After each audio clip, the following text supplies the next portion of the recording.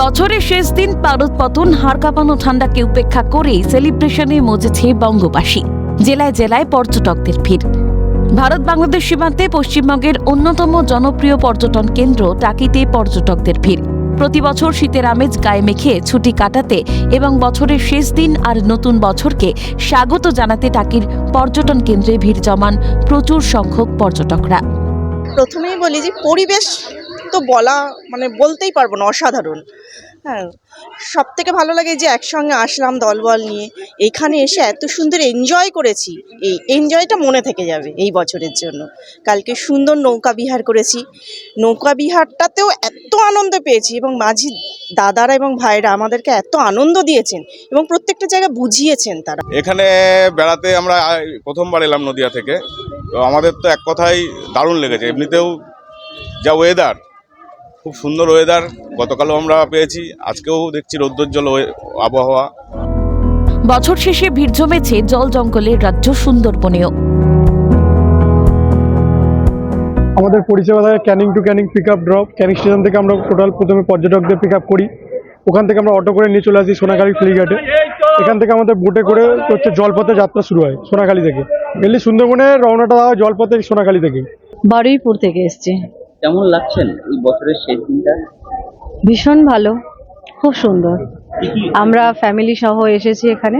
খুব সুন্দর লাগছে এবং এই যে বোট চারিদিকে ঘেরা আছে তার মধ্যে আমরা যে বসে আছি এতে আরো ভালো লাগছে।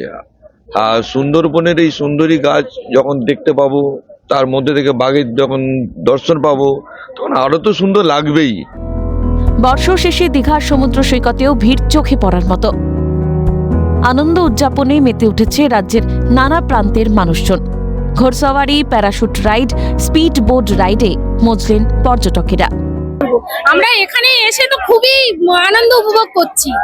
ঠান্ডার দিনে এত সুন্দর মৌসুম, হালকা হালকা রোদ, হালকা হালকা মেঘলা ওয়েদার, খুবই সুন্দর লাগে। আমরা ডায়মন্ড হারবার রোড আমতলা থেকে এসেছি। ঠান্ডা নেইও আজকে, মানুষের ভিড়ই হোক বা আনন্দের জন্যই হোক। হ্যাঁ, বছরের শেষ দিন চাইবো যে এই বছরটা যেন এই বছরটা যেমন ভাবে গেছে তার থেকে যেন বেশি ভালো যায় সবার। ঝাউ জঙ্গল তৈরি হওয়ার কারণে মন্দারমণির বেশিরভাগ পিকনিক স্পটগুলি বন্ধ। তাই বর্ষশেষে অফবিট মন্দারমণিতে পর্যটকদের ভিড় খুব বেশি না থাকলেও পসরা সাজিয়ে বসেছেন দোকানদাররা। তবে একেবারেই যে পর্যটক শূন্য তেমনটাও নয়। अच्छा लग रहा है, सबके साथ आए हैं, बहुत अच्छा लग रहा है, फिर आएंगे मौका मिला तो। বছরের শেষ দিন সকাল থেকে বাঁকুড়ার অন্যতম পর্যটন কেন্দ্র মুকুটমণিপুরে ভিড় জমাতে শুরু করেন পর্যটকেরা। কনকনে ঠান্ডায় কেউ দৃশ্য উপভোগ করলেন, কেউ আবার পরিবার নিয়ে মাতলেন পিকনিকে। যেহেতু জঙ্গল রয়েছে, পাহাড় রয়েছে, কি নদী রয়েছে, সবারই ভালো লাগবে। তিনটে জিনিস এক জায়গাতেই রয়েছে, ভালোই লাগবে। যখন ঠান্ডায় জুবুথুবু বাঁকুড়াবাসী, ঠিক তখনই পিকনিকের ভিড় জমেছে বাঁকুড়ার বিভিন্ন পর্যটন কেন্দ্রে। বাঁকুড়ার শুশুনিয়া পাহাড়েও পিকনিক মুডে পর্যটকরা।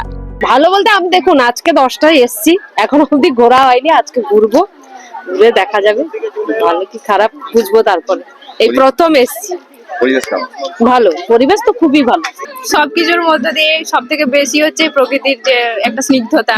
হ্যাঁ, আগে এসেছি কিন্তু এখন আরো বেশি ভালো লাগছে। এই এত সুন্দরভাবে সবকিছু হওয়ার পরেই ফার্স্ট টাইম আসা। ঘুরলাম বলতে পাহাড়ে খানিকটা উঠেছিলাম, মন্দিরে গেছিলাম আর এই পার্কে। ক্যালকাটা নিউজ।